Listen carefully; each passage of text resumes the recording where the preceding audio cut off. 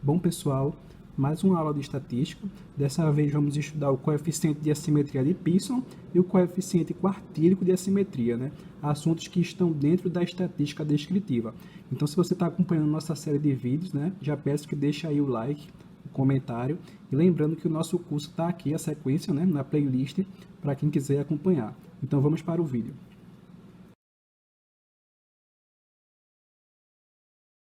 Bom, pessoal, quando a gente fala de coeficiente de assimetria, basicamente a gente tem duas fórmulas.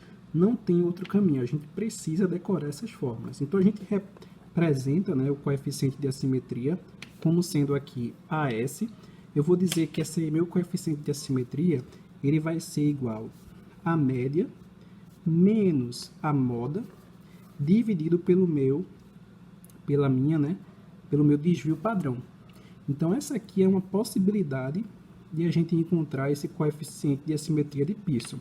Porém, como aqui na fórmula a gente trabalha com a moda, pode existir um problema.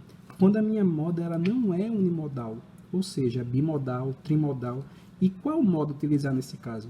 Então, é por isso que existe uma segunda relação, que a gente também pode utilizar para encontrar esse coeficiente, né, que é dado da seguinte maneira. Eu vou ter 3 que multiplica, né, a minha média menos a minha mediana, dividido pelo meu desvio padrão.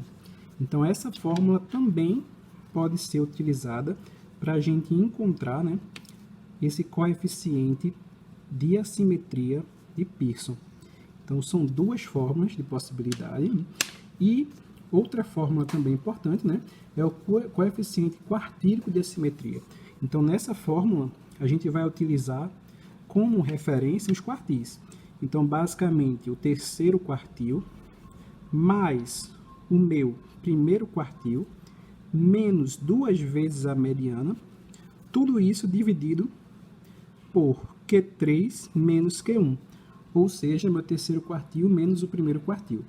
Então, quando a gente fala de coeficiente de assimetria ou coeficiente quartílico, a gente tem essas três fórmulas, né? E a gente precisa ter em mente. Não tem outro caminho. Mas o que é importante, né, é o resultado desse coeficiente. Quando o meu resultado ele é igual a zero, significa que eu tenho uma distribuição simétrica. Quando eu tenho um coeficiente de assimetria maior que zero, a minha distribuição, a gente pode dizer que é uma distribuição, né, à direita, certo? Ou positiva, conforme a gente já viu, né, na última aula, onde a gente já havia destacado as formas de simetria e assimetria. Quando essa minha simetria é menor que zero, então a gente pode dizer que é uma distribuição à esquerda, ou também conhecida como negativa.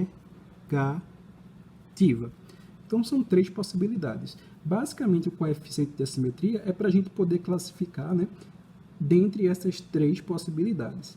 Então, dito isso, essa é a parte teórica que a gente precisa ter em mente. Vamos fazer um exercício bem simples aqui.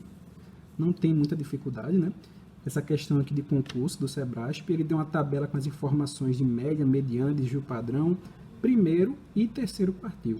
A tabela acima apresenta as estatísticas produzidas em um levantamento acerca do número diário de acidentes que envolvem motocicletas em determinado local. Com base nessas informações, julgue os próximos itens. No caso aqui, eu só peguei o item, né, que faz referência ao nosso assunto. Segundo o coeficiente de assimetria de Pearson, a distribuição desse número diário de acidentes apresenta assimetria negativa. Então, se ele está pedindo aqui o coeficiente de assimetria de Pearson, observem que ele forneceu média e mediana. Ele não forneceu moda. Então, eu vou pegar aqui essa minha segunda equação, né? Então, a minha assimetria ela vai ser igual a 3 vezes, né, a diferença da média pela mediana dividido pelo desvio padrão, certo? Então, substituindo apenas os valores, né, então eu vou ter 3 que multiplica a minha média, que foi dada como 10, a minha mediana foi 8 e o meu desvio padrão foi 12. Então, aqui eu tenho 10 menos 8, 2, vezes 3, 6. 6 dividido por 12, ou seja, 0,5. Então, a minha assimetria ela deu 0,5, ou seja, a minha assimetria ela é maior que zero. Se ela é maior do que zero, né, ela é uma distribuição à direita positiva. Ou seja, a questão, né, falou aqui, né, que seria simetria negativa. Então, ela está errada. Observem que o importante é ter em mente a fórmula e as classificações, né, da distribuição para os valores igual a zero, maior que zero e menor que zero. Dessa forma, a gente consegue matar esse assunto, né, de maneira prática e rápida. Bom, pessoal, estamos encerrando por aqui. Se gostou do vídeo, deixa o like, siga o canal. Até a próxima e obrigado.